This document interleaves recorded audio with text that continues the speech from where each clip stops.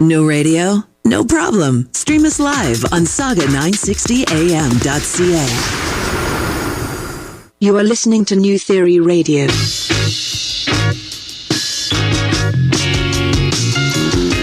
Hello and welcome to another edition of New Theory Radio, here live on News Talk Saga 960 AM. My name is Nav Nanwa. I am your host, and this is the show where we theorize on all things current affairs, pop culture, and everyday life. Happy Sunday to you and yours. We have a jam-packed edition of the show for you today. Firstly, I'm going to be joined by two individuals, and we're actually going to be talking about mixed martial arts, something that I'm very much interested in, and it's super timely considering that next week on Saturday it is UFC 246, and it is the return of popular UFC star but very polarizing Conor McGregor. And joining me in studio to help theorize about mixed martial arts is two individuals. I have Mandeep Olma, who is a MMA analyst, as well as Pro Fight League's Chamatkar Sandhu, who is a very popular I would say MMA correspondent, not just UFC. I think he covers everything, and he currently works for the Pro Fight League. We are going to be theorizing about a couple things. We're going to be theorizing about MMA popularity. There's a lot of MMA federations out there. For some fans, they truly love it. For some others, they feel like there's too much and they're kind of picking and choosing. So I want to get both Chamatkar and Mandeep to chime in on that. And then we are going to be talking about Conor McGregor and his polarizing nature. I'd love to get their theories on sort of Conor's 2020 this year and to see where he will set up, where will he go when it comes to the sport of MMA, considering his very brash personality, but his very skillful persona within the actual league of MMA.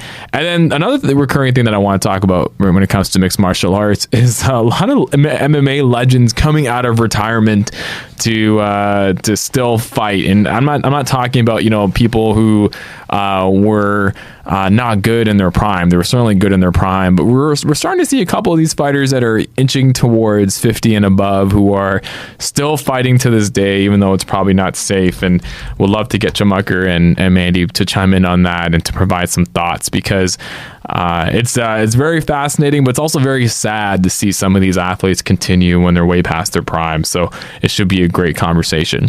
And then once that conversation concludes, a big news item that broke this week that I thought would be really cool to talk about on the show is Ryerson University and the city of Brampton announced that they are going to be launching the Ryerson Innovation Zone in downtown Brampton. It's a big partnership. Looks like the city of Brampton and Ryerson have been working together for quite some time. So this is a big move in their partnership and being able to drive a lot of interest to the downtown core while also expanding the zone footprint that Ryerson has been getting behind. And if you're familiar with the digital media zone in downtown Toronto, very similar to that.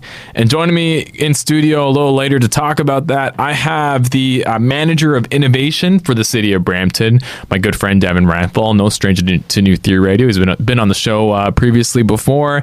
And then I'm also going to be joined by John MacRitchie, who is the assistant vice president for a lot of Ryerson's zone network. And they're both going to come in and we're going to be talking about this new development and what it exactly means for downtown Brampton, as well as Ryerson University, because it's very exciting. Before we go to commercial break, I also want to make note that we did over the last couple of days did announce that we are going to be doing our very first live show here at the Saga 960 studios. And you're probably wondering, well, isn't every show live? It is. Every show is live, but this show is a little different. It's actually going to be our first show in front of a in-studio audience.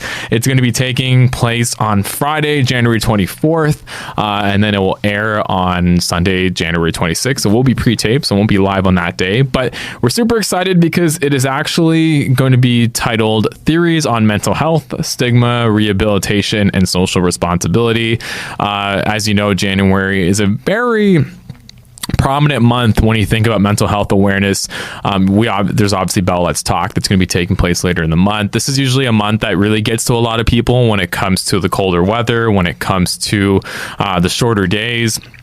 And we here at the New Theory Radio team, as well as Saga 960, thought it would be fantastic to really drive awareness around mental health and what it actually means when it comes to the stigma associated with it, as well as some of the coping mechanisms that are taken to better one's mental health. And then last but not least, some of the corporations and organizations that are really standing by mental health and really driving the conversation. So I urge everyone to go sign up. Space is limited. We are going to be doing it live downstairs at the Saga 960 AM studio. The cost of it's only $5, but the proceeds will be going to jack.org. And if you want more details, do check us out on social media or go to our website that's promoting the event. It's on Eventbrite. It's ntrmentalhealth.eventbrite.com. We are going to take a quick commercial break, and when we come back, we are going to be talking all things MMA here on News Talk Saga 960 AM.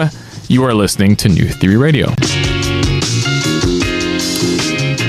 And we are back here on New Theory Radio on News Talk Saga 960 AM. My name is Nav Nanwa. I am your host, and this is the show where we theorize on all things current affairs, pop culture, and everyday life. And it's about that time that we start theorizing here on the show. And I mentioned earlier that I myself am a big mixed martial arts fan, and I've always wanted to do a mixed martial arts centric show. You know, we've talked about wrestling here, we've talked about photography, we've talked about arts and culture, and I thought it was time to give MMA its time here on New Theory Radio, considering that we're a week out from a pretty big fight with Conor McGregor and Donald Cerrone at UFC 246.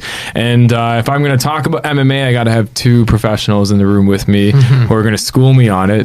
First, sitting in front of me, he is an MMA analyst and very involved kind of in MMA culture. We won't say with which avenues because he's a man of mystery, but I'm glad that he's coming out of hiding. But I'm here. to be on New Theory Radio. Mandeep, Olma, man, thanks so much for coming through. Man. It's a good week to talk. Yeah, it is. Yeah. It is. It's fight week, man. Yeah, sure. And then sitting right beside you is another individual, someone who's kind of a legend in the MMA journalism world. Stop it. He's a legend of the game. He's a legend of the game. He's somebody that's been hustling really hard, and now he's seeing the fruits of his labor. Originating from the UK, now residing here in Toronto. Now also a part of the Pro Fight League as like digital and social, right? That's right. Yeah. So I'm handling things on the social media and digital content creation for the Professional Fighters League. And prior to that, I was a journalist covering the sport for a few small outlets called ESPN, USA Today Sports. You know, it's just like a couple of outlets here and there. Whatever. Yeah, it's Chamatkar Sandhu, or we're gonna call him Sandhu MMA because he's a fighter too. The amount of people that think I'm a fighter, I am not a fighter. Well, with the name Sandhu MMA, you probably get a bunch of like upper-agers coming up to me like, "Yo, man, kill it." Well, I'm glad I locked down that handle, and I did, right? Yeah, because if you like just search Sandhu on any social handle, it's like every kind of like incarnation of it is just locked down. So to get the one specific to the sport that I love and the sport that I work in, that's awesome. Thank God I did it when I did. You know what's funny? When my daughter was born, somebody like that day was like, "Hey, are you gonna like lock down her social handles because someone might steal them?" And then I started to get paranoid. That's something parents have to think about today, right? Dude, that's not nuts, man. It's not just registering your health card. It's not just setting them up with any type of ID that they need to kind of get things going. Yeah. Social media handles is like the next level. Even emails too. Did you do it though? I think my wife has done it. Okay, nice. I think she did it because she's way more organized than I am. But I managed to do the Service Canada stuff, the stuff that actually matters. So that's one level, but I know parents, I'm not going to like name and shame. Please name them. That will take it to the next level. And it's like they actually will create the account and start posting like as if like the baby is posting. I'm sure you guys know a few people that do that. I've seen it. It's like, that's a little too far in my book, in my opinion. That's funny because I saw a mommy blogger actually do that. She announced that she was pregnant. So she created an Instagram account for her pregnant belly. Wow. And it's like close-up photos of her belly, close-up photos of like her posing, and then she'll comment and respond from that account like it's the baby inside using a smartphone. Oh my God. You know what's cool? Conor McGregor's son, who's like what, 2 years old? 2 or 3. Yeah, 2 years old. He has a handle? He has a handle and he's verified with like, he has more fighters than like 70% of the UFC roster. Wow. And he has 0 posts right now. That's amazing. Yeah. That's crazy. Yeah. He's gonna be set up. He's gonna be a teenager, and he's already gonna be an influencer without 0 posts. For sure. Conor McGregor Jr. Yeah. is the handle, verified, 235,000 followers, 0 posts. 0 posts. Everyone's followed the account, just waiting for that very first post. That post is going to break the internet when it happens, though. That is going to 100%. break the internet 100%, because especially if it's like a post of like him or something, it's going to be crazy. For sure, man. It's going to go viral for sure. But you know what, guys? I'm so happy to have you guys on the show, and very excited because speaking of Conor McGregor, he will be a topic a little later, but he's definitely a big proponent of MMA's popularity. And I think I was telling you guys when we were at the Starbucks earlier, just when I became an MMA fan. And I think ultimately it starts with sort of my fandom in pro wrestling, and then eventually as I got older, you know, maybe my interest kind of skewed a bit more on sort of the sports aspect of it, and then I got introduced to UFC. And I remember actually as a kid, when I used to rent videos from like Blockbuster, I remember renting I think it was like the first UFC. I remember it had like the red packaging, and it had just like a lot of messaging around, you know, people from different, you know, fighting genres. No rules. No rules. Yeah. I remember seeing somebody in like a gi. I think it was Hoist Gracie. Yeah. And then it's also like a sumo and like one octagon. It was nuts. And I thought it was a pro wrestling video when I was like 8 years old. Yeah. And I turned it on and I was like, am I watching? Is this legal? Like, am I watching something that's like legit? Because then you started to see people actually get hit. And I think one of the first videos I saw, was it Hoist that had that knockout or somebody had knocked out a sumo like automatically? I remember it being like a super crazy video. That I think what you're talking about, that was the first fight that happened on the card. Yeah, the guy knocked his tooth out. Yeah. You know what's crazy about it is like we have the internet right now and we know how to find the sport, but back in the day a lot of people actually like their first introduction to the sport was walking into a Blockbuster and saying, hey, what is this? Yeah. Let me go pop it. And that was their first introduction to the sport. It is. It Yeah. really is. Or word of mouth, like a friend, like, yo, you gotta check this out. Yeah, yeah. Hey, let me just like lend you my VHS. Exactly. Back in those days. It's like blurry vision. It's like, hey man, don't spread this video out to anybody else. Yeah. But that's how it would spread. It wasn't just Blockbuster. It would be like car boot sales. Oh, Yeah, really? And like, or garage sales here in North America, right? Like a super Where, like, low-key these- type of thing. Yeah, like That's on crazy. the underground. It was Yeah. so underground. Yeah, and it's the internet that made it boom, though. It totally It's did. the internet. That's what Dana White, like, he credits the internet. Like, the internet saved the sport and made the sport. Yeah. Because I remember when I was listening to live audio wrestling back in early 2000s. Yeah. They started to talk about this guy named Tito Ortiz, and they were saying, okay, you know, Ken Shamrock, I think at the time had returned back to UFC, and I knew Ken Shamrock because of pro wrestling, and they kept talking about this improved presentation. I think Zuffa at the time had just bought UFC, so they were changing things around, making it more sports-like, and they just kept saying, you know, these personalities are so big, larger than life, and it's almost like pro wrestling, but it's, you know, definitely has a great sports appeal to it in regards to its presentation. And then I started to check it out, and from being a Tito fan, eventually, you know, as I got into university, I became a GSP fan, because then you start to see a Canadian boy out there, and it was so very easy to get behind someone like GSP, who was just so soft-spoken, but just a killer when it came to fighting. And then from there, that's when it spawned my fandom for like Anderson Silva, and then all these other fighters just came out of nowhere. And to me, I feel like that mid-2000s was like when it started to gain a lot of popularity. And then I feel like it peaked a little bit, I would say, at the beginning of the 2010s. But now there's so much content out there. I'm finding it as a sort of I'm finding that I'm now, from being a hardcore fan, I'm becoming more of a casual fan, because I'm picking and choosing. But Mandeep, you were telling me that it's still growing. I mean, it's still growing, and like the proof is in the pudding. I mean, if you look at the sport like on an international level, like the UFC, they have 2 champions from Nigeria right now. They have Weili Zhang, who's a UFC champion she's from China. So they are Khabib fought in, what was it, Saudi Arabia? Where was that fight again? Abu Dhabi. Abu Dhabi, yeah. So like on a global level, this continues to grow.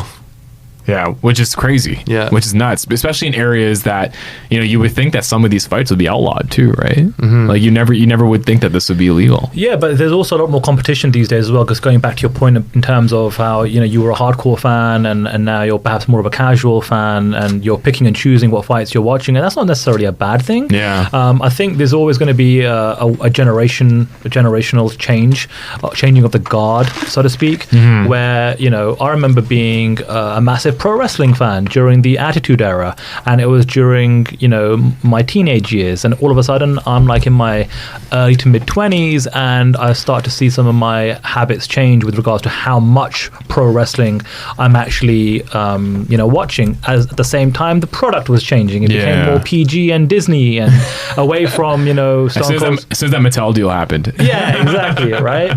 But with regards to the UFC, I think when you maybe first started watching it, really getting into it, there was maybe like one pay-per-view a month. Yeah, there was. Maybe two. It was easy to keep up with. So easy. Easy to keep up with. But Yeah. at the same time, when it was on, you were frothing at the mouth. Oh, yeah. Because you were waiting for weeks and weeks and like, Exactly. this is a big fight. You know all the fights and all the fires from top to bottom. And then all of a sudden, the Fox deal happens about 8 years ago now. And that's what changed everything. And now you've got pay-per-views, now you've got fight nights, then you've got international cards, and then you've got Fight Pass exclusive cards. Exactly. Right? And so these days, the UFC are putting on approximately 38 to 40, maybe 42 events a year. Yeah, they did 42 last year. They did 42 last year, there you go. And sometimes, there's an event that's not even catered for the North American market. Yeah. Right? There was an event in South Korea just a few weeks ago, at the back end of Frankie 2019. Edgar, Korean Zombie. And in terms of the time zone, it was catered for the local market over there, while we're still asleep here on the east coast of North America, right? So yeah, going to like Mandeep's point, globally, it's getting bigger every single year. I think the ESPN deal is a major kind of like proponent of that as well, especially here in North America, well, especially in the US. But you know what? When it comes to just looking at social media figures, looking at media traffic, when it comes to a big event, a big pay-per-view, the interest is still there and it's growing all the time. Growing. And it's funny because there's some industries like pro wrestling that, specifically WWE, when they came out with the network, they thought pay-per-view was dead. They're like, you know what? We're going to get out of the pay-per-view game. It doesn't make any sense. But then you look at the UFC, whenever there's a big fight, it's still bringing in a lot we still do it amongst my friends too. Like, if I still remember when we bought the GSP Bisbing fight that took place, and that was an event for all of us because we're like, this is a super fight. We love GSP. He's coming back. We all went to my buddy's place. We all pitched in to go buy it, and that, to me, there was such a social aspect to it that made it very fun. And to your point, Sandhu, when you were talking about when the events in sort of the mid 2000s, early 2010s period, where there'll be once a month, I would go to Boston Pizza once a month. I would go to Jack Astor's once a month and go with my boys and have a couple of beers and really get into it. I think for me, to the sort of global expansion, I think for a lot of us here in North America that were privy to a lot of its beginnings, that's where it got overwhelming. But you mentioned the ESPN deal with ESPN Plus. I find that one very intriguing because they're pretty much getting paid the same amount for each card that they put on ESPN Plus, which doesn't really necessarily mean that they have to come up with these gimmick fights or these super fights anymore because the payout's going to be the same. This is what happens when you strike long-term, sports rights deals and you get locked in for X number of years and you're paid. You're going to get your money, right? So the onus is then on the broadcast partner in terms of ESPN and ESPN Plus specifically to promote and market to try and get new subscriptions on a monthly basis, right? Now, to be fair to the UFC, they haven't just been like, yep, we're going to just wash our hands and we're going to put on whatever fights we want to. At the end of the day, they still have a brand and a company to look after and an audience and a fan base to cater to. And there's a lot of global broadcast partners that the actual deals aren't set up like ESPN Plus, where you still have to drive interest on a weekly basis.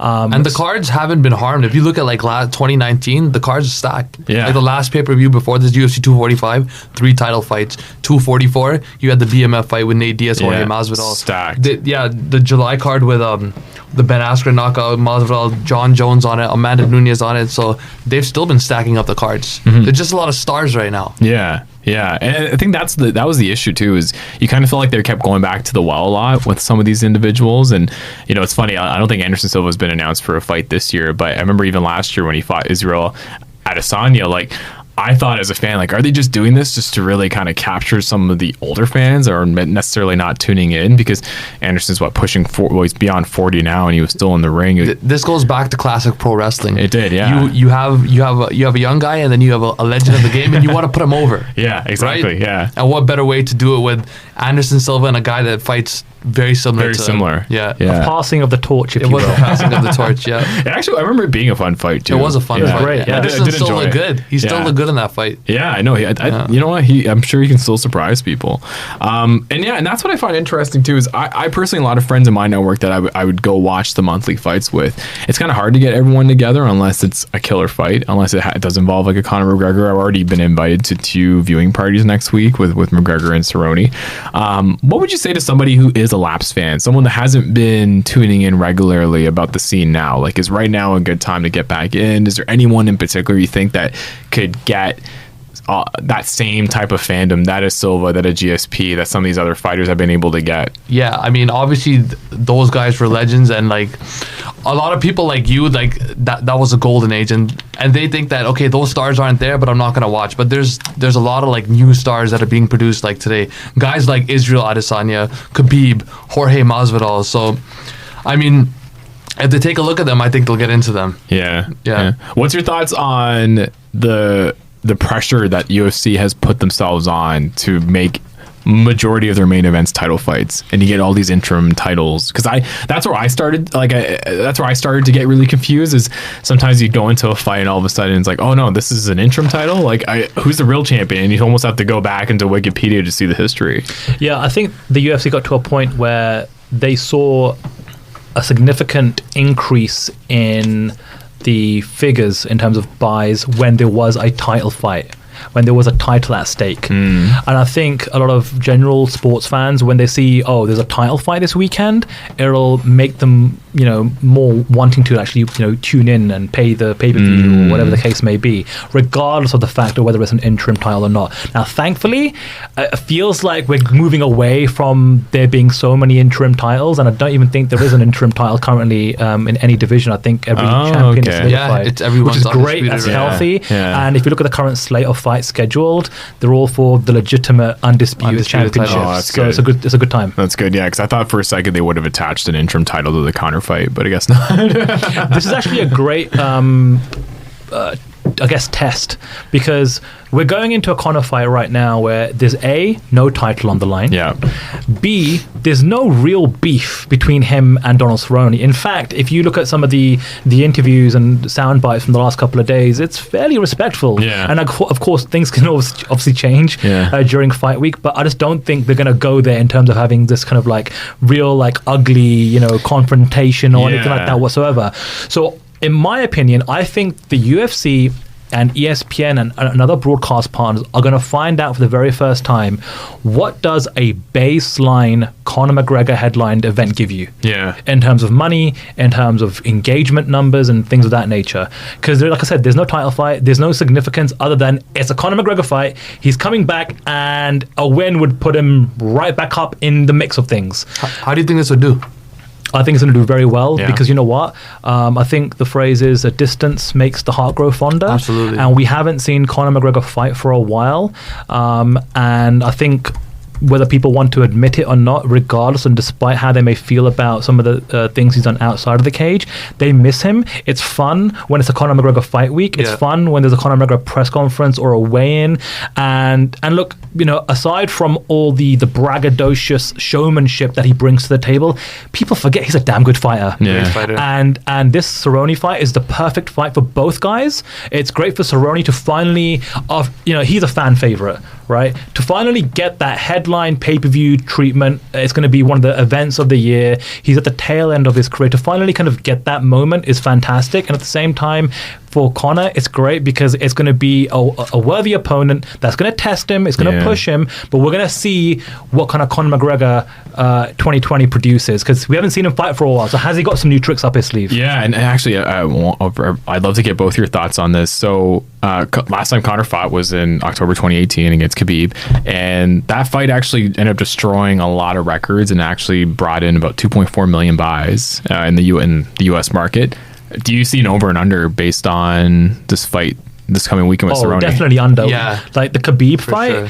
That's like had a lot going into it. That's the unicorn. Yeah. That's when real life, ugly scenes kind of play into the storyline in terms of why people are. Because anytime it gets real, and again, this is why the Attitude Era was so amazing, and the rivalry between the WWE and and WCW back in those days was legitimate. They were literally competing against each other, and it was kind of real life, kind of infringing onto your TV screens. It's the same. It was the same thing with the Khabib fight, and in certain respects, it was the same thing with the Nate Diaz fights as well. They kind of just spawned out of a rivalry that kind of become real in front of your eyes.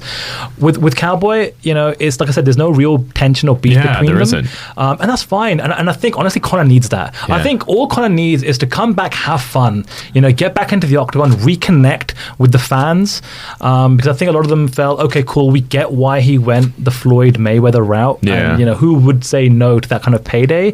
But he's one of ours. Like, Conor is an MMA guy, he's a UFC guy. So fans of MMA and fans of UFC feel as if they've got ownership over Conor because we helped make him the star that he is. So for him to come back into our sport and to compete in the octagon is a fantastic thing.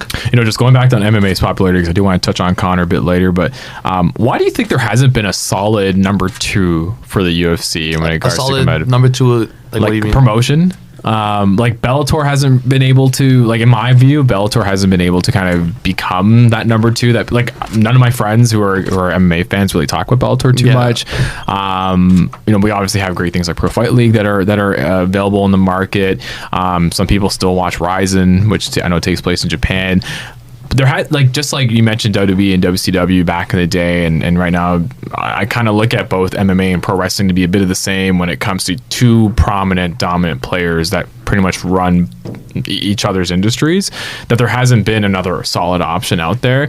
Is it because a company like Bellator is too similar to UFC? I'd love to get both your thoughts on that. Well, I just think the position the UFC in is, like, you hear about, like, the big 4 leagues, you hear about the NHL, MLB, the other leagues. I just think the UFC is on that level now. They've run away with it. Like, they're at that level. So things like ESPN, like, they've really, like, they created this whole sport.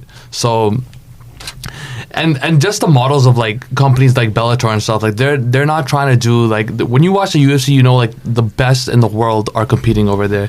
And when it comes to, like, Bellator will, like, put on fights with, like, older fighters and stuff. And I'm watching that. If I'm watching a fight, I want to know that these guys are the best in the world. Yeah. So when you watch the NFL, these guys are the best football players in the world. Mm-hmm. So when you watch the UFC, it's the same type of feeling. You know what you're watching is the best. Yeah, that's a good point. Sandhu. Yeah, I mean, look, I don't think it's a case of, MMA promotions not being able to thrive, right? I mean, if you take, for example, the CFL, right? It's thriving. It does well for what it is here in Canada. Yeah. But it's not the NFL. No, it's not. Right? And I think it's always great to see alternative options because competition makes everyone better. And I think that perhaps we may not see it now, but we're starting to see a lot more free agency. We're getting a few fighters that are willing to fight out their contracts and then test the market. Right, and we saw, and I hate to keep going back to this but that's what made the WWF and the WCW rivalry so great, because there were wrestlers that were moving around, and you never knew, and it was always a surprise. Yeah. Like, for example, the PFL, we just signed Rory McDonald. You did, yeah. And we saw the numbers, and it generated a lot of buzz for us, and everyone's really, like, excited to see him make his debut for the PFL. And oh, by the way, that's going to be on ESPN. Like, Rory hasn't, and it's going to be on TSN here in Canada. Yeah. Rory hasn't fought on TSN, on ESPN in the US before, right? So that's going to be a new experience. And there's other fighters that we're talking to right now that are now interested because we have a legitimate alternative where, okay, cool. In the UFC, you have to become a star, or you have to get to a title fight, or you better get those pay-per-view points if you want to get the real money. Yeah. Whereas with the PFL, what we're offering is a meritocracy. If you win and proceed and make it to the championship event and you win that championship, you're going to get $1 million. And that's outside of your purse, right? So again, with Bellator, they're going to have to figure out how they can offer something different. I think Bellator are actually going to have a big year coming up this year. So? I think... what makes you say that? So it's been rumored, and I don't really have anything to confirm it, but the feeling is this an exclusive we're gonna get right now? There's no exclusive. Like, I'm officially out of the journalism game these days, but a lot of the smart people in the business that I still follow and speak to feel as though that Showtime and CBS will be the new home of Bellator at some stage this year. And they are on DAZN currently too. They're on DAZN at the moment, right? Because I don't think for Bellator, Paramount is the right fit for them in the US. It's not. There's no shoulder programming, number one. I mean, Paramount as a network isn't really made for your 18 to 39-year-old male that's kind of like into pro wrestling and combat sports and things of that nature, right? So I think that would be big for them. And I think along with that, there's going to be a big injection of interest. What's that first Showtime CBS card going to look like? Totally. Who are they going to go after? Network TV. And again, this goes back to competition. Yeah. When there's competition and then there's enough broadcast partners that are interested in the sport that are then supporting the promotions with a revenue stream that they can then say, okay, you know what? When... I don't know, Jorge Masvidal, just for example, when his contract comes up, maybe we can make a play for him. Not saying that's ever going to happen. And again, maybe we're in the embryonic stages of this happening. But maybe in 4 or 5 years, the landscape looks completely different. Look at what the WWE was like for the last, say, 10, 12, 15 years, and all of a sudden, AEW now is in the market. Yeah. Right? It's shaken things up. It totally has. Now, WWE are like, okay, we're going to have to really start to compete at a level that maybe they were being complacent before. Yeah. Why do you think NXT goes up against AEW? That's a strategic move 100%. on the WWE's part, right? Yeah. So again, it all comes down to competition, which makes the whole industry, the whole sport better, especially for the consumer, especially for the fans. Even the fighters and like the wrestlers, Absolutely. everybody's getting paid more now. It makes it fun, and I noticed that when you have big moves, and if that move takes place, I think it's huge, because then that means CBS is getting back to the MMA game, because they were in there a few years ago. That's what makes it intriguing. Like, I actually, if we want to use the AEW NXT example, I had a lot of friends of mine that used to be big wrestling fans that were like, "Oh, I was slipping through the channels. I noticed TSN was playing this new wrestling. Is that WWE? Is that something else?" And I told them, "No, it's a brand new company." And some of them started to tune in. Like, they started to check it out. They're like, "Oh, what's been going on with pro wrestling? I saw some really cool acrobatic moves. I saw some new people I'd never seen before." And for some people, it's a good jumping on point to get back into things, because I think part of the reason why you do have stagnant interest in some of these industries is because when you have one player at the helm, it just seems like the same stuff over and over again, and it seems like there is no real progression unless you're someone who's a diehard fan and realizes what progression looks like. I think for the average fan, it's just probably the same thing over and over again. When it comes to wrestling, and I want to hear your guys' thoughts about this, I think the difference between like MMA and wrestling, I think MMA can attract a casual audience. I don't think pro wrestling can do that. It can't. For some reason, I find that the key thing that wrestling still has against itself is the so-called fakeness behind it. Every time I put it on in front of my wife's family, who never used to watch it, not familiar with it, they would always say, "Oh, well, this is fake. This is all storyline." And for a fan like me, I sort of die inside because, being what they call a smart mark fan and being someone who follows the industry sort of inside and out, you get like why you watch it and why you appreciate it. And I think for some people, it's hard for them to suspend their disbelief when they see it. And I think for MMA, when they actually see someone get punched in the face, it's like, "Oh, that's really gotta hurt." Or when they see someone get tapped out, or when they see these very vibrant personalities enter the octagon and get really hyped up. For sure. I think there's like a general nature to really get behind somebody, and it's almost the same appeal that boxing, I think, has too. When you see these larger than life personalities, I think they come across better because you're like, "Oh, boxing is real. Like, someone's actually getting hit in there.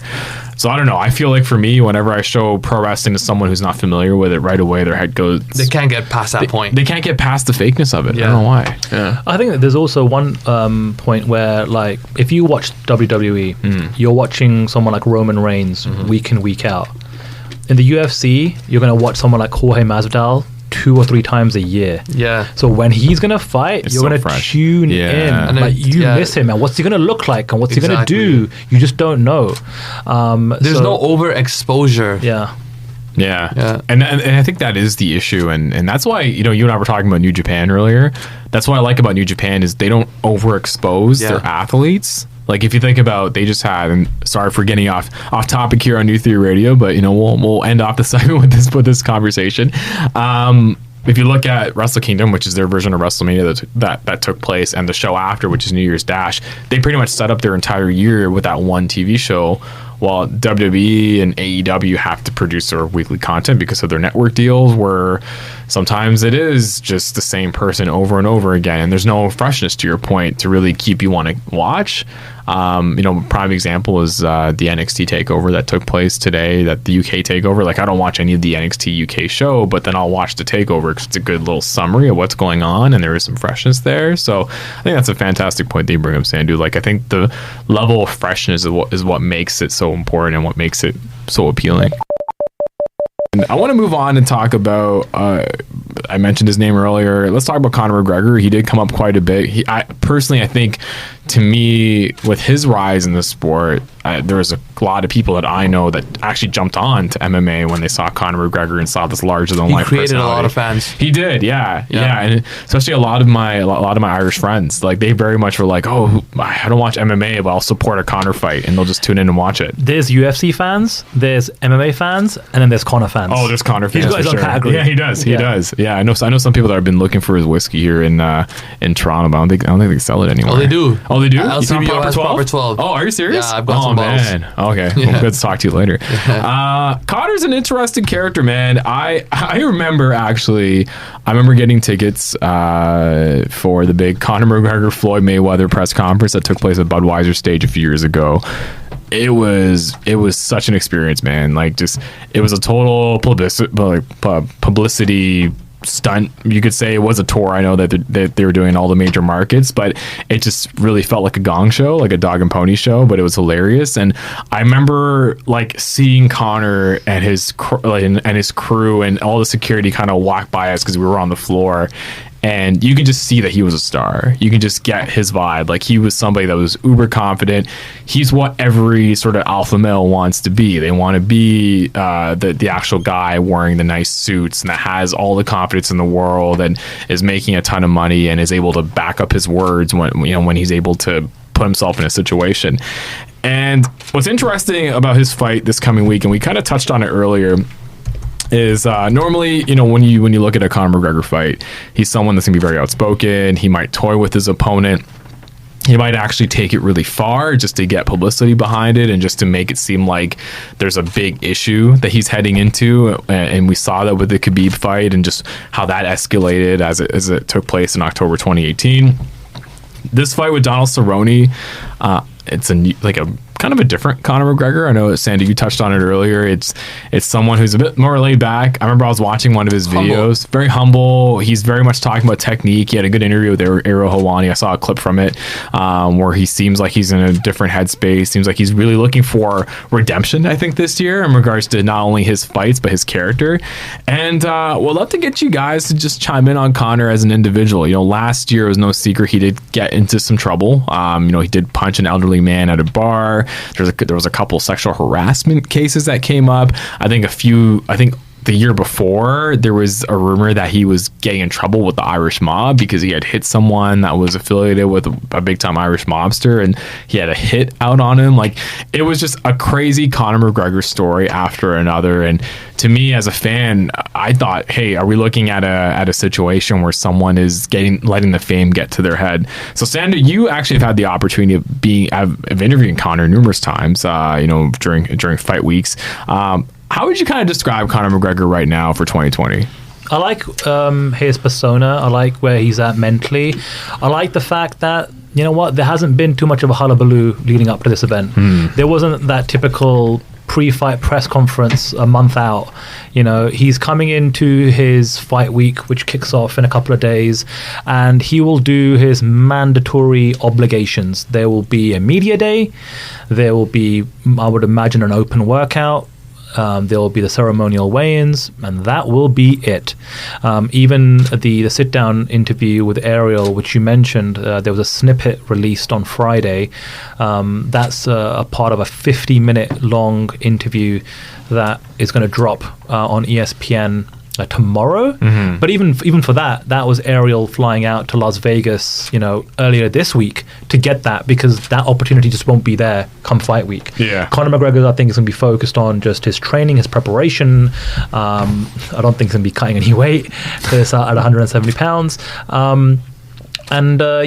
like it. And I like how he's describing 2020 as a season. I like that he's describing it as a year where he wants to get 3 fights in. You know, I think that's what's going to really bring him around again with the majority of the fans. Now, there's definitely some fans that he has lost because of some of the things that have happened outside of the sport, a lot of the things that are still pending. But I think a lot of fans just miss him. They're just like I said before, there's UFC fans, there's MMA fans, and then there's Conor fans. And Conor fans want him back. Yeah, and there's a lot of people in my network that are really looking forward to this fight on Saturday. I got invited to 2 viewing parties, one where it's like my hardcore UFC friends, they still go every month and watch the big ones. And then I got a couple buddies that are like, hey, you know, Conor's fighting? We should probably, you know, get together at someone's house and grab a couple beers and check it out. There's definitely a different feeling going into this fight, and I don't know if like you sense it like the same way. I just feel that people are excited, but they're more curious than they are excited going into this fight. Yeah, like, what is it going to look like?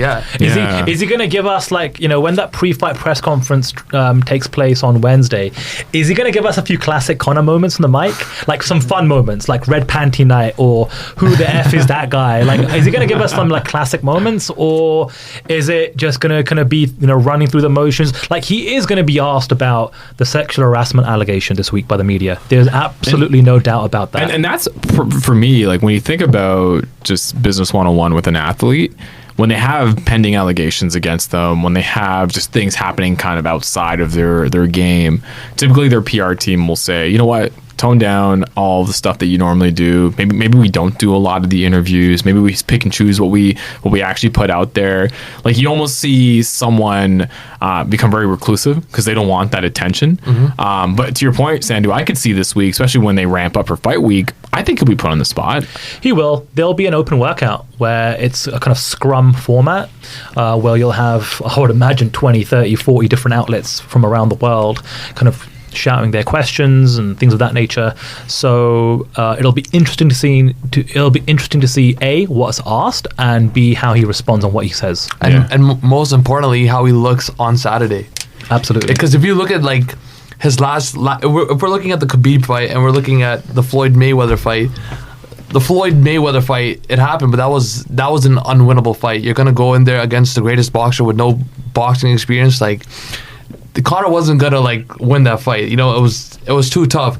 And then you fight a guy like Khabib, and Khabib's beat everybody. So just to see him like fighting somebody that is a stand-up fighter, just to see how he looks in there, that's gonna be like really interesting. Yeah, no, I can't wait. Because it's been what, 18 months? No, I would say 16 months that he's been in the octagon. Well, October 2018, so 15 months roughly. That's a long time for a lot of fighters. Because if you think about John Jones, didn't he fight like 3 times last year? Twice last year. But Donald Cerrone fights, I think, every chance that he gets. It's like crazy. I've lost count of I think, doesn't Donald Cerrone have the record for most appearances? Most wins in UFC history. There you go, man. Yeah, like, he loves to fight. And he stays sharp that way. Like, the timing is there that way. And I think that's why Conor wants to fight consistently this year. Yeah. Like, if you look at the fight with Khabib, like, that didn't really look like him. He didn't look sharp. He didn't look on point like that. I think that if you fight consistently, you're in the gym the whole time, you'll get that back. And that's why I think he wants to do this. But also, he was coming off an event with Floyd where all of a sudden he's $100 million richer. Exactly.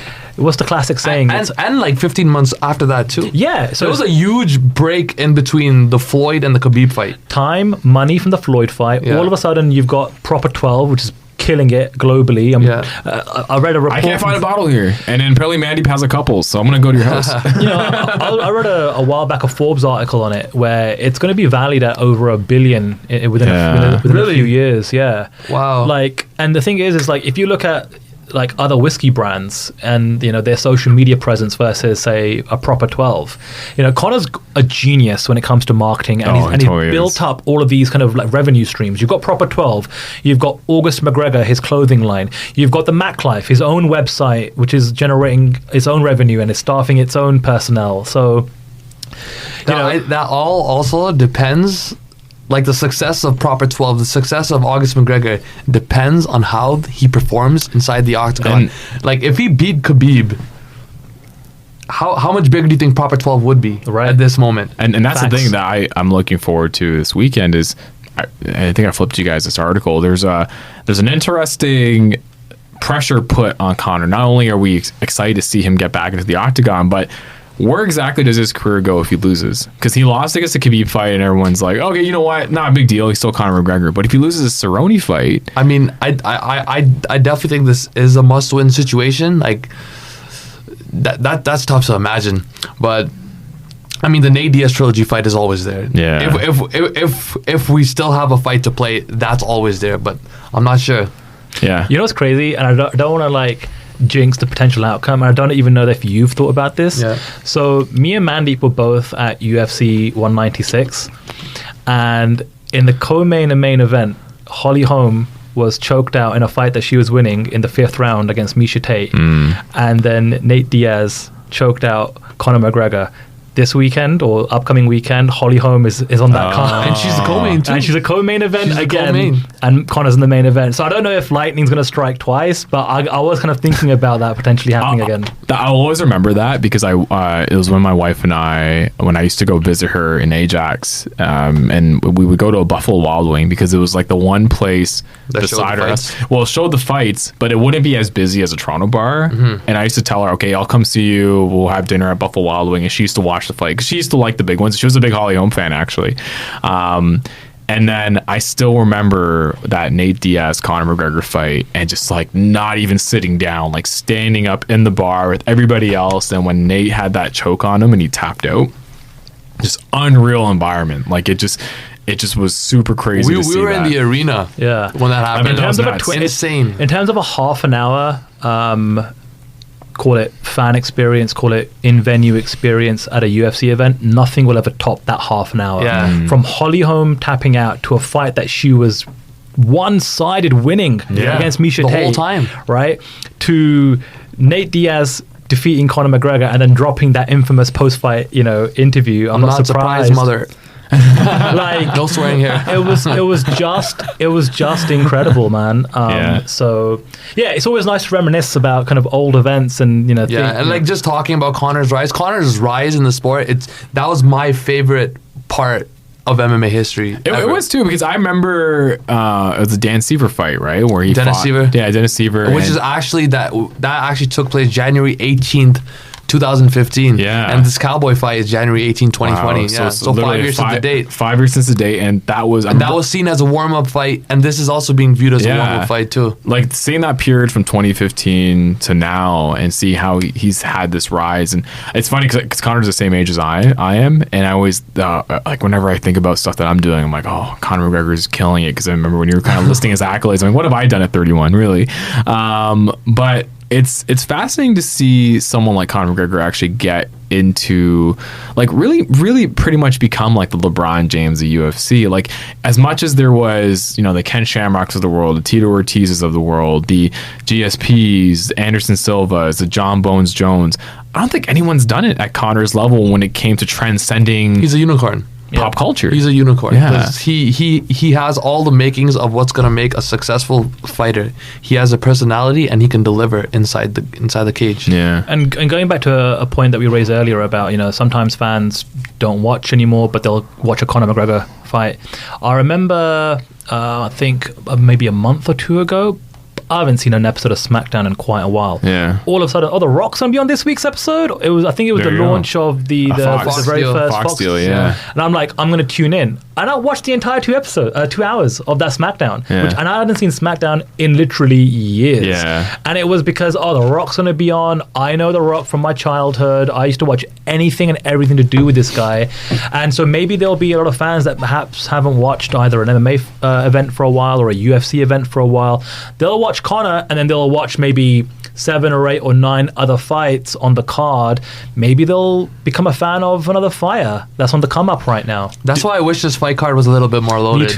Me too. Because Yeah. it just brings exposure to more people. It would, yeah, it would. And I think that's from a business standpoint, and going back to our previous conversation around popularity, it would make sense to load up some of these cards. Conor doesn't fight when there's other title fights on that card anymore. Yeah. Something to do with the revenue split. So just to kind of close off this topic, then, it's no secret he does have a lot of personal problems. Do you see those coming to catch up with him this year? And if they were to do that, how tarnishing would that be to his legacy? I think the big one is a sexual harassment one. Especially in today's climate. In today's climate, absolutely. And again, we have to preface this by saying at the moment they are just allegations.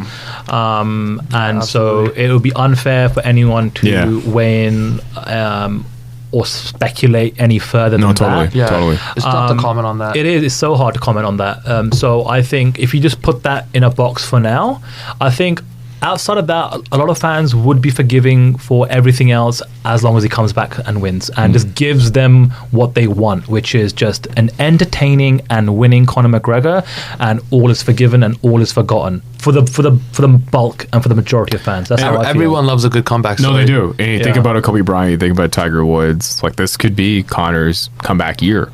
I thought about doing an MMA show. The one thing that I do find interesting about MMA are the amount of, well, we're getting a lot of super fights because those are really capturing a lot of people's attention. But we're also getting a lot of fights involving legends that I thought would be retired, or I thought would have hung it up a long time ago. And it's very reminiscent of pro wrestling. You know, once or twice a year we get the Undertaker match, and whether or not that should still be happening, I think it's up for debate. But when you look at pro wrestling and the fact that, you know, sorry, spoiler alert, it's not real, and you see a legend in the ring, you know there's going to be some pomp and circumstance regarding how that legend's going to be perceived and what they're actually going to be doing, and it's more so there just to create a feeling of nostalgia and create a feeling of just excitement for that temporary period. In MMA, it's a little different. You know, some people have even coined, you know, promotions like Bellator as being like a Legends League because of these fights that they make to capture people's attention, more so like freak show fights. So you got people like Ken Shamrock, who's beyond 50, who I think has fought within the last 5 years. You have Tito Ortiz still fighting, even though he's had like 4 or 5 retirements. You've seen other fights involving Chuck Liddell, which you were at last year, Mandeep. You poor thing, man. Tough. Just a lot of these legends who just refuse to call it a career, and it's totally understandable. But Sandhu, you know, you being that you've covered MMA for quite some time, and you've actually covered a lot of these fighters when they were in their prime and they were fighting, and now they're coming back out of retirement because they can't seem to hang it up. You know, Uriah Faber is a good example, even though he's looking a lot better than a lot of these other ones. What's your thoughts on legends that just keep holding on to the stream?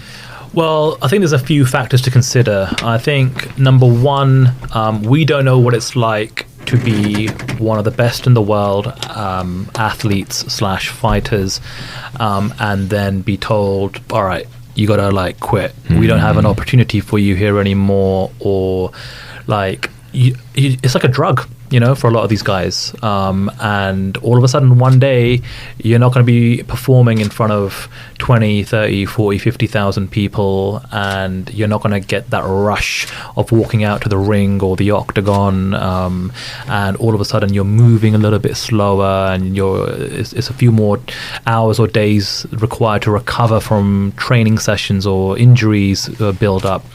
So I think that's one aspect of it. The second, and I think more important side of things, is the financial side. And unfortunately, you know, MMA as a whole is still in its infancy when you compare it to say, for example, the NBA or the NFL or other leagues where there is collective bargaining and there are players' unions where they're able to get a slice of the merchandise revenue or the broadcast revenue, or where there's a pension plan or there's health insurance in place to take care of you post-athletic career. And so when the bank account isn't the same as some of these other pro athletes, and the UFC lets you go or Bellator lets you go or whatever the case may be, you're still going to be looking for an opportunity to get a payday,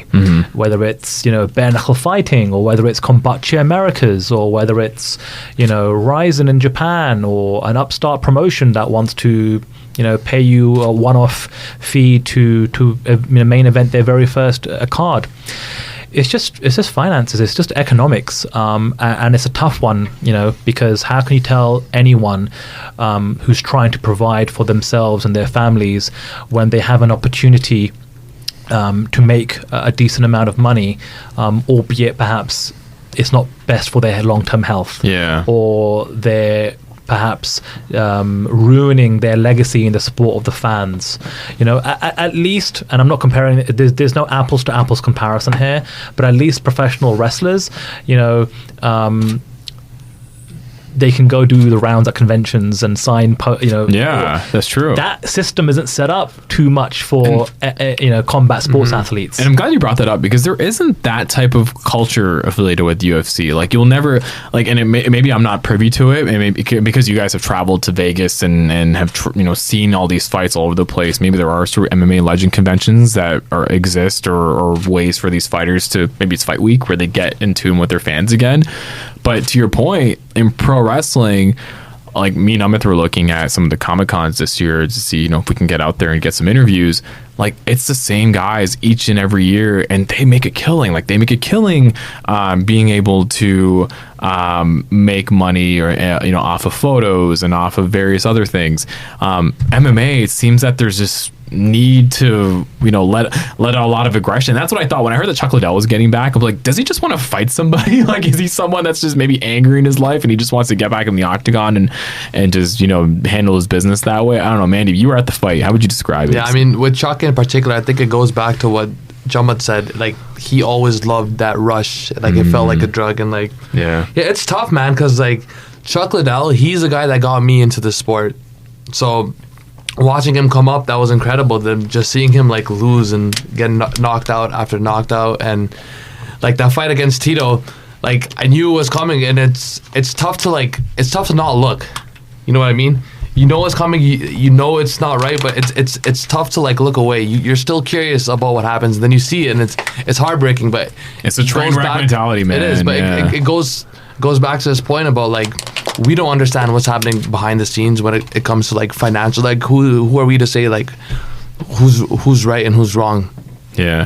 How would you want to see legends get treated in MMA? Again, in a perfect world, in an ideal world, it'd be great to see fighters globally, regardless of what promotion they're affiliated with, come together and form some type of union, or whatever that association, or whatever that the correct terminology for that would potentially be in this particular sport, just so that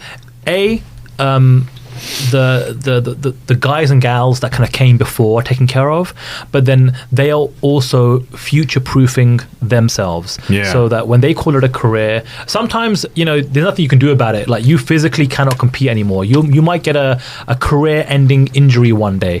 God bless Anderson Silva from coming back from that broken leg that I was actually in the arena to witness. Oh man, I was at a Jack Astor's and we watched it on the big screen, and I remember they did the replay, and it got quite the reaction. Right. The replay got the biggest reaction. Yeah. But so for me, I would love to see that happen one day. It's just in this particular sport, I hope I see it in my lifetime, because I just don't see it happening. It's so different. What's good is though, like the people that are coming up now though, the fighters, like they're learning from that, right? You see Conor setting up his businesses and stuff. You see guys like Israel that are investing in like multiple properties he talked about and stuff. So, and props to the fighters that really understand social media. Yeah, because for sure. You have an opportunity, and I see a lot of fighters make a lot of like rookie mistakes with their social media, or they just don't take advantage when the iron is hot to grow their fan base and to grow their audience, because that is something that will stick with you forever.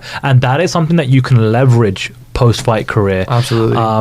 Unfortunately, not everyone, understands how best to kind of utilize and work with social media, or especially these fighters from like back in the day and exactly when it was the wild west. And you know what? And that's why I like seeing like the Cormiers of the world on commentary, because I find that when Cormier's probably has one fight left in him, and that's the rematch with Stipe, and I'm like, that's where I like to see legends utilized, like, is like Analyst. Like that's why I think pro football does it the best.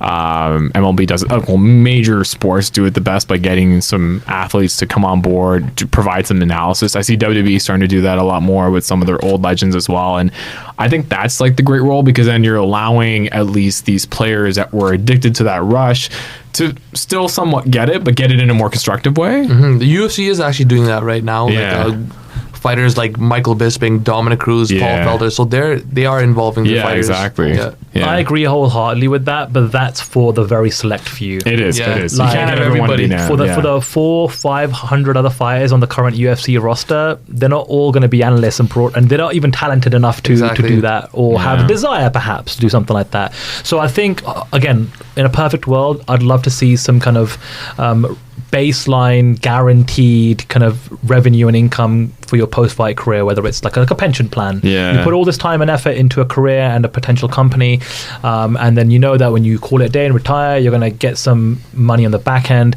But again, with the way the system is set up, with them being independent contractors and not employees, that's where there's an issue. Yeah, and I remember just with my experience, one in my past life working for the CFL, the CFLPA was all alumni that were pretty much heading that up. Same with the CFL Alumni Association. Like, they had these associations set up with former players who could vouch for current players, or who can vouch for players that were coming out of the league, and be able to set them up with some type of plan that allowed them to see success and not feel like they have to go back and play football again for the CFL or another secondary league just to make ends meet, right? And I thought that's always a great approach. I know pro wrestling always has had the union conversation as well. There's an independent wrestler named David Starr who's really pushing for unions out in the UK. But yeah, like for me, I also think onus should be put on the promotions as well. Like, I think Bellator is probably learning the hard way now that, there's only so much you can do going back to these older fighters and using their name value to pop a rating or to get financial gains. But I think it should be on the promotions to really say, you know what, man, like, you shouldn't fight. The thing is like, I get what Bellator has done. In terms of using the Rampages of the world and the Fedors of the world to headline events. Look, they had Rampage and Fedor headline in Japan, which had like 20, 30, 40,000 fans in attendance, right? But they're utilizing them at the top of their card to then shine a light on some of the up-and-coming stars, right? You've got guys like James Gallagher, and you've got AJ McKee, and you've got some other fighters that are on the come-up that in 2 or 3 or 4 years' time, they're hoping will be big enough stars and to be draws and will cross over. And, I think Scott Coker came in at a time, if you look at Scott Coker's history with Strikeforce, like, he knows how to build a roster from the ground up, at the same time from the top down, utilize legends when you have to. Interesting. Gentlemen, I want to thank you guys for joining us here on New Theory Radio. What's the best way to connect with both of you? I know it's going to be a busy week coming up with UFC 246. I'm sure, Sandhu, you're going to be very, very busy on the socials. But if someone wanted to reach out and wanted to, hear more of your analysis, what's the best way to connect? You can just reach out to me and follow me on social media. I'm Sandhu MMA across everything. So Facebook, Twitter, Instagram, you name it. Keeping it super simple, man. Yeah. Love it. Love it. And then Mandeep, the man of mystery. Yeah, you can get me on IG, Olmatographer. Olmatographer. Yeah, Olmatographer. Are you you're a photographer too? No, I just almost my last name. I just like the spin off. That's clever, man. That's clever. You probably get a lot of photography accounts following you. Awesome. And actually, let's just end it off. What's the prediction for Saturday? I like Conor. I just feel as though that this is a tailor-made fight for him to come back to.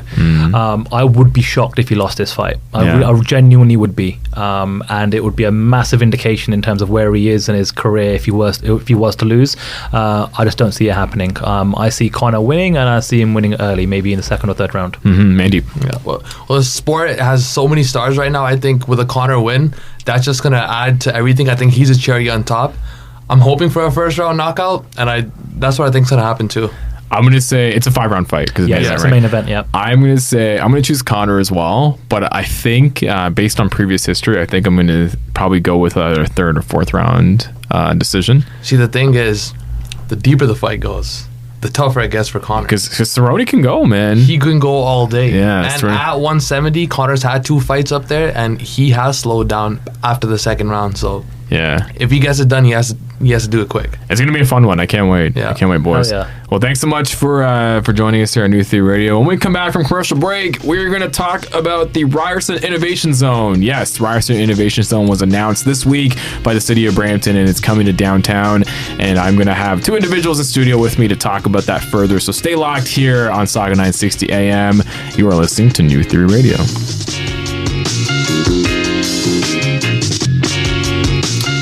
And we are back here on New Theory Radio on News Talk Saga 960 AM, the show where we theorize on all things current affairs, pop culture, and everyday life. And a big special thanks to Sandhu and Mandeep for joining me earlier to talk about all things MMA. But we are going to switch gears now, and this is we like to do our little community segment here on New Theory Radio to chime in on what's going on within Peel region. And big news coming out of the city of Brampton this week. It was officially announced that the city of Brampton and Ryerson University and their zone network are going to be bringing a Ryerson Innovation Zone to downtown Brampton early this year. So it's going to happen fairly soon, and I definitely wanted to talk about it here on the show. And if I'm going to talk about it, I have to call on the big wig. So joining me in studio right now to talk about this further, I have the individual sitting in front of me. He is the Assistant Vice President of Zone Learning and Strategic Initiatives for Ryerson University. It's John MacRitchie. John, thanks so much for joining us here on New Theory Radio. Great. Thanks for having us, Nav. Anytime. And then sitting beside you is another important figure. He is the innovation manager behind a lot of great initiatives led by the city of Brampton. One of the hardest working people I know at the city, for sure. Devin Ramphal, no stranger to New Theory Radio. This is your second appearance, man. Welcome back. Hey, Nav. Thanks for having me. Anytime. I really like the built-in Brampton hoodie. You're really representing Brampton to the fullest. All day, every day. Trivia note, me and Devin actually went to undergrad together at another school. We'll remain nameless for the purpose of John sitting in front of us. I remember when we first met, that's how we connected. And then all of a sudden I started to be privy to all the other amazing things that you do, including this wonderful project that's been in the works for quite some time. So maybe Devin, we'll begin with you. Kind of let the audience know what this announcement was all about and what it truly means for downtown Brampton. Yeah, so this was really the first of its kind in the city, the Ryerson Innovation Zone opening up in downtown Brampton. This is Brampton's first incubator, right? So a city of 650,000 people, this is our first incubator, and this is really a huge step for innovation in Brampton. Yeah, no, it's fantastic. And John, you, with your position, kind of overseeing, the zone network and sort of some of these strategic partnerships that exist within Ryerson, not only within Ontario, but across the world. How important is this right now for Ryerson to be making a move of this nature within the city of Brampton? Well, this is a really exciting opportunity for us too, because we've done a lot of work in downtown Toronto through the zones that we have there, and we've got some experience in a couple of other communities, but we've been working for the last 3 years with the city of Brampton. Started off with discussions around doing an innovation zone there, and then we worked through the efforts around the campus proposal for the city. But all the way through that, we always had this idea of bringing an innovation hub or a zone as part of whatever we do in Brampton. So it's great to see that finally coming to get started. So for those listeners who aren't really familiar with the zones that Ryerson pretty much champions, like I've never really seen anything like it and I think it's really done a fantastic job in really differentiating Ryerson from a lot of different institutions. I actually know a lot of people that are in the entrepreneurial space that almost wish they can go back in time and do their undergrad at Ryerson because of all the cool things that the institution is up to. But if you can quickly just let our listeners know what the Zone Network and what these digital zones are all about, that'd be fantastic. Sure. At Ryerson, we've got 10 incubator zones across different sectors there, and we've had them. They've grown over kind of organically over the last 10 years or so. The one that's best known is the DMZ. It started off as the Digital Media Zone about 10 years ago, and it supports at any time. We probably have between 60 and 70 startup companies that are involved in that zone alone. Amazing. And then we have another 9 zones across the university that cover different areas, including social ventures. We've got 3 in the creative industries and engineering, clean energy, social ventures zone, one in a partnership with the biomedical area with St. Mike's Hospital, and one around science discovery. And those all give a great opportunity to the students that are in the university to pursue an entrepreneurial opportunity or to be involved in an entrepreneurial opportunity. They don't have to necessarily have a startup idea of their own, but they can get involved with another group that may have a startup. And each one of the zones we've always kept to be open to the community. So we have companies or groups or individuals, entrepreneurs that come in from the outside with their venture, and then they get to participate or work or be incubated within that zone as well.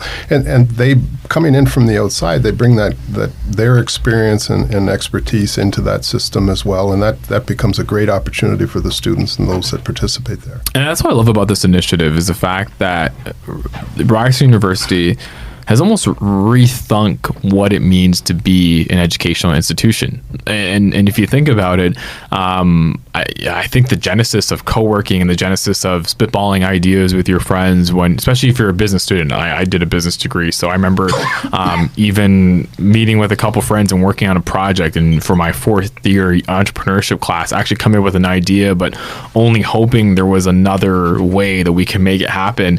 It looks like Ryerson's fully equipping students now to take those ideas further and allow that creativity to exist. Devin, for you at the City of Brampton, how exciting is this to see one of these zones pop up in our backyard? Because the one in downtown Toronto, the DMZ, I've had the opportunity of visiting there a couple times. Big shouts to one of my really good friends, Ali Taib. He's the director of partnerships over there. It's fantastic to see just the community that's there as well. Yeah, this is probably, since I've started at the city, one of the most exciting things that I've seen happen in the innovation realm, in the innovation ecosystem in Brampton. So super excited about it. There's a lot of startups in the community that are also really excited about the opening of this innovation zone. Yeah, and actually that's a good segue to my next question is, why do you think Brampton is such a good fit with Ryerson? Because it just, like, to me, when I see both entities, when I see the city and I see the institution, it looks like there's an organic fit there right from the get-go. There's absolutely an organic fit. A lot of it is really Brampton claiming its spot on the innovation corridor, right? So Brampton is located right in the middle of it, and the federal government's kind of designated the train line between Toronto and Waterloo as that innovation corridor. Yeah, Brampton's in the middle of that, right? And we're working to claim our spot on that.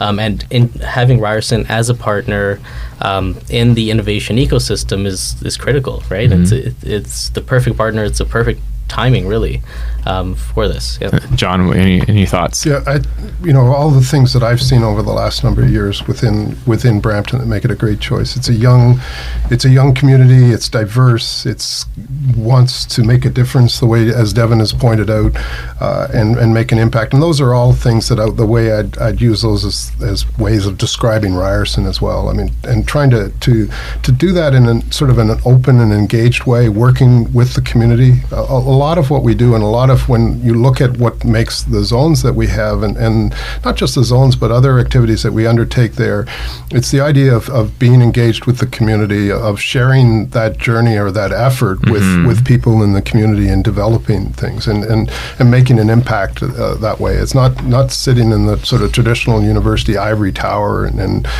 dictating or telling people what they should be doing, but, Yeah. but actually sitting down and working through that and co-creating and respecting what value that the community can bring and the information and the knowledge they can bring to what we want to difference and create that future together. Yeah, because there's definitely, just being someone that grew up in Brampton, there's a sense of pride from being from Brampton. And anyone that hasn't grown up in Brampton, we become the butt of a lot of jokes, and we get nagged on a bit, and it's funny, but it gives us a little bit of a chip on our shoulder. Like, okay, you think Brampton's this, okay, well, we're gonna work towards showing you that's not actually this, it's actually this. And I think it all starts downtown, because when I look at the downtown sector of Brampton, there's so much opportunity out there. And I'm wondering, Devin, with Ryerson putting the stake in the sand and saying, look, we're bringing the innovation hub, what do you see as the overall impact to downtown as a whole, with the fact that we're now going to have one of these zones literally steps away from us? Yeah, I think it really comes down to cluster development, right? And instead of spreading everything too thin across the entire city, it's really focusing it in one geographic area, right? So we currently have the Brampton Entrepreneur Center. In 2019, we opened the city of Brampton's first owned by the city of Brampton. The Brampton Entrepreneur Center opened up their first co-working space, and they offer their services from there. Just earlier this year as well, 6 months ago in June, the Rogers Cybersecurity Catalyst launched, right? That's a $30 million investment in the downtown. Amazing. Right? So it's almost natural for the innovation zone to be located around there to really build this cluster of innovation. And in knowing, knowing John, in regards to the specialized zones that exist within Ryerson's ecosystem, is there any interest in making this innovation zone specializing in a certain stream? Like, we know cybersecurity has always kind of come up in the conversation as being something that may be a focus for Brampton. Do you see that continuing, or is this zone going to pretty much allow anybody with an idea to come and allow them to foster it? So the cybersecurity investment is a really great opportunity, because you don't often have that sort of, frankly, that investment that lets you get started. And it's in a critical area that allow us to attract talent and attract companies into Brampton because of that area. But the innovation zone and the incubator and the program that we're looking at doing as well, I think in this case, we have the opportunity of kind of creating that over time ourselves and figuring out what will work best within Brampton. And if you look back at the history of how the zones and how the DMZ, which you know is how it developed over time, it wasn't necessarily that you set out with this exact idea of what it was going to look like in 3 years or 5 years, but you create the environment where you can discover that, and you can work with the entrepreneurs, with the innovators, with the community to find where those opportunities are. And you really, in the end, there's the opportunity to create something unique. And that's kind of what you want to do. And not so much, you learn from what others have done in other programs, but it's not necessarily trying to do one better than, or doing a Silicon Valley in Toronto or in Brampton. It's, you're going to create your own thing. You want to create the environment that lets you do that, and bringing together the different people and the different organizations that can help go on that journey and make it happen. And selfishly, I love that approach, because when I think about people in my network, there's individuals in Brampton that are very much tech focused. There's individuals in Brampton that are very arts and culture heavy. And those are all opportunities that I think are prime focus when you look at Brampton's 2040 plan. There's a lot of different things, different types of categories and industries that are being touched on that the city really wants to grow as we sort of head to 2040. Can't believe it's only 20 years away, but it's great to see the Innovation Hub come in and almost be a catalyst to allow people to go there and try new things, or if they have an interest and they have a passion, there's now a hub that's welcoming them to bring their ideas and take the chance in a very safe environment, versus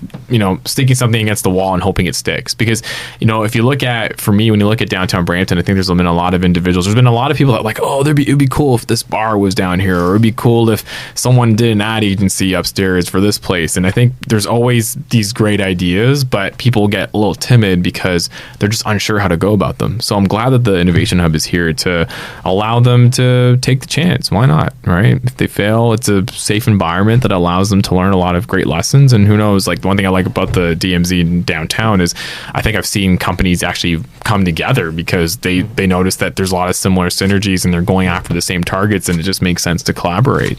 Like, I think that's a huge plus.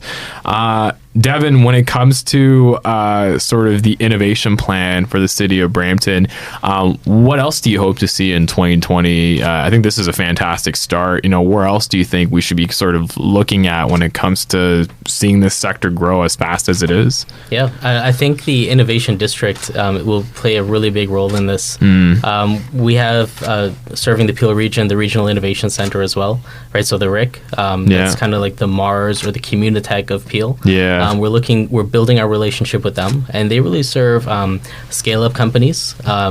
So essentially, a company will come in, they start with an idea, they evolve into a startup, and then if all goes well, they move into the scale-up phase. Yeah. Right? So we're looking to really close the loop on this innovation ecosystem.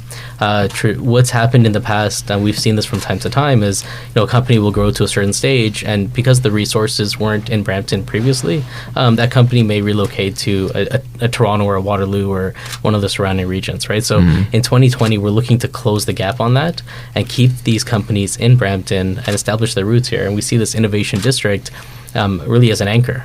Yeah, I love that. Because I think we need to do a better job keeping our talent in the city. Because it's very easy for them to go out and work for the big urban city centers, but I think having more at someone's disposal in regards to opportunity is what the city needs, and I think downtown's a great starting point. John, what do you, in regards to this overall project, what do you hope to see when it comes to this relationship with Brampton and Ryerson? Obviously, this is a big move. Obviously, there's also Chang continuing education courses that are taking place in downtown Brampton. Do you feel the momentum is going in the right place, and where do you hope to see sort of this relationship go in 5 years? Well, I think we're looking at seeing what we can create over that time. And the cybersecure catalyst, the Rogers cybersecure catalyst that we mentioned, I think that's one that has a lot of potential to develop further and for us to put something together that can operate on a national or even international scale over time, because it's in such a critical area. The innovation zone, if we're getting it up and running and helping to build and using that as a way to concentrate some of that effort and bringing the different groups that are involved and the resources that you have within Brampton today, and working with others that we've met over the last couple of years. I mean, Sheridan College has been in Brampton for 50 years. Yeah. And leveraging all the great work that they're doing and the networks that they have and looking at what else that they can bring into the community, where they can take that and seeing how we can work together. The really cool thing about this sort of activity and the zones or the incubator innovation hubs, you're not in a zero-sum game. Everybody's success builds on somebody else's success, and it feeds into the next group's success. So if we can help another group be successful, that's going to build what we're trying to do as well. And similarly, if we're successful at what we can do, we can feed into others. I always say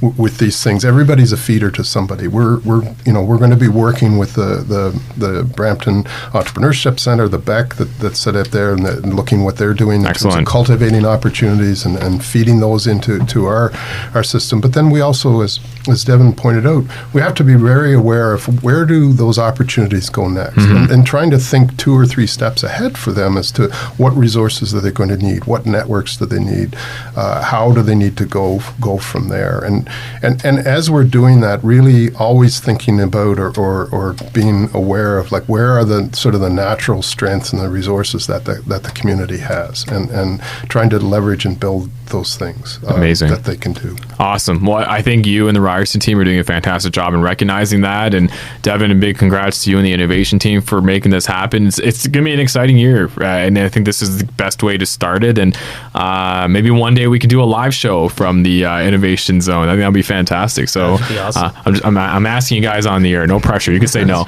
But we'll hold you to that. Awesome. I'm totally down. I think it'll be fantastic. I know Jyoti would love that as well.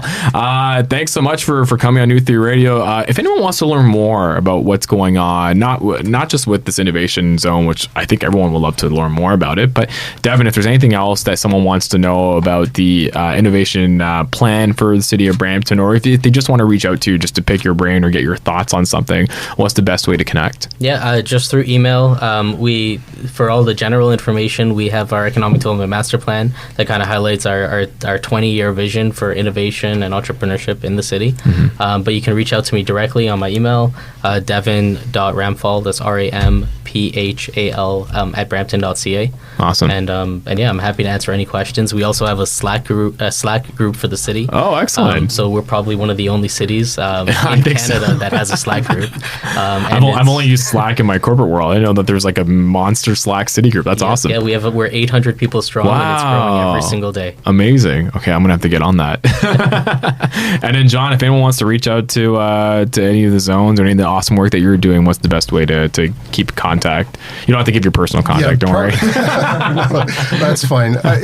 Probably the easiest thing, frankly, is if you Google Ryerson and zones, you'll come to our the Zone Learning website. Excellent. And that has information on each of the zones and how to reach us through there. And I'm sure if anything comes through to Devin, or we'll be in touch. I'll be up in Brampton this week talking through the group of how we're gonna get going. So love that. Well, thank you both for joining us. We're gonna take a quick commercial break here on New Theory Radio, and we'll be right back here on News Talk Saga 960 AM.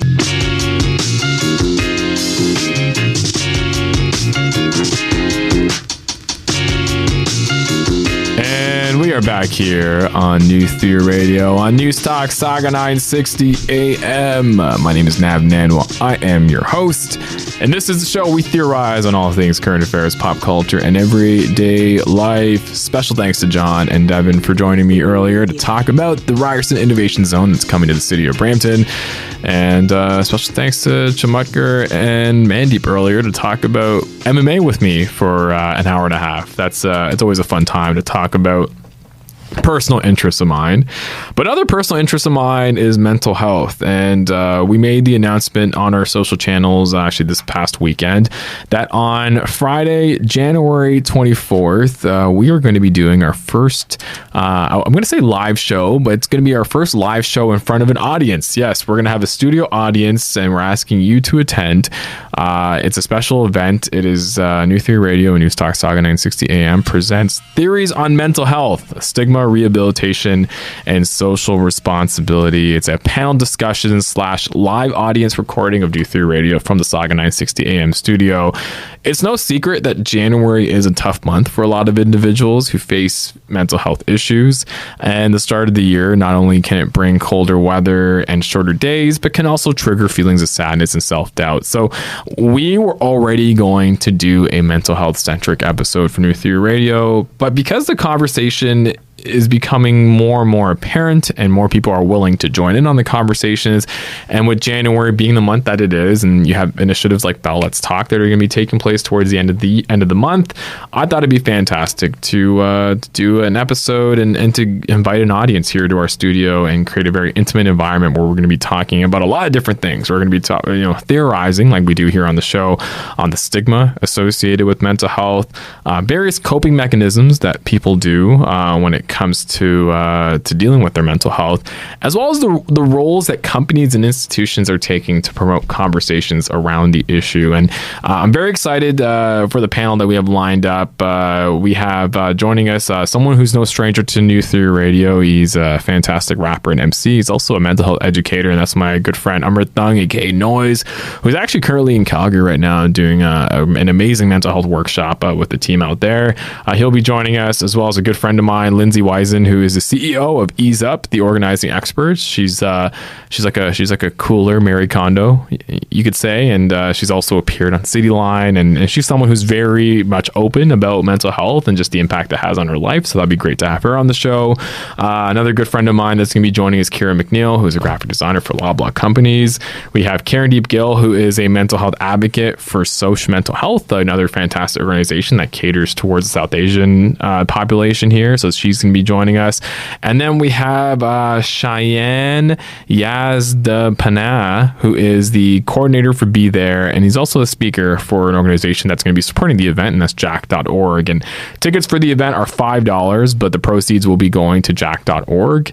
So if you want to attend, I urge you to check us out on Eventbrite. It's ntrmentalhealth.eventbrite.com. Again, this is your opportunity to actually sit in on a live episode of New Theory Radio, as well as check us out here at the Saga 960 AM studios, because it's a really cool spot, and we'll have some light refreshments available as well. And for more details, feel free again to visit the Eventbrite or even visit us on social media. We're going to be posting up bios and more information about the event across Instagram and Facebook and Twitter. That concludes this week's episode of New Theory Radio. I wanted to thank again my guests for joining me. We had Chamatkar, Sandhu, we had Mandeep, Olma, we had John MacRitchie from Ryerson University, we had Devin, Ramphal from the city of Brampton. If you missed this week's episode, it re-airs tomorrow from 8 to 10 p.m. And then if you missed that, which you shouldn't, it will be podcasted on Tuesday via iTunes and Spotify. So look us up. If you want to connect with New Theory Radio, it's at New Theory Radio on Instagram, Facebook, and Twitter. If you want to connect with Saga 960 AM, it's at Saga 960 AM on Instagram, Facebook, and Twitter. If you want to connect with me, it's at Nav Nanwa on Instagram, at nnanwa on Twitter. I should really do my best this year, keeping my social media handles consistent. Special thanks to the producer behind the boards, Jyoti Banu. Special thanks to my photographer in studio, Amit Nanwa, at Colorblind Photography _. Shouts to my homie Dusty Loops for the instrumental. And you will hear all of us next time. Peace.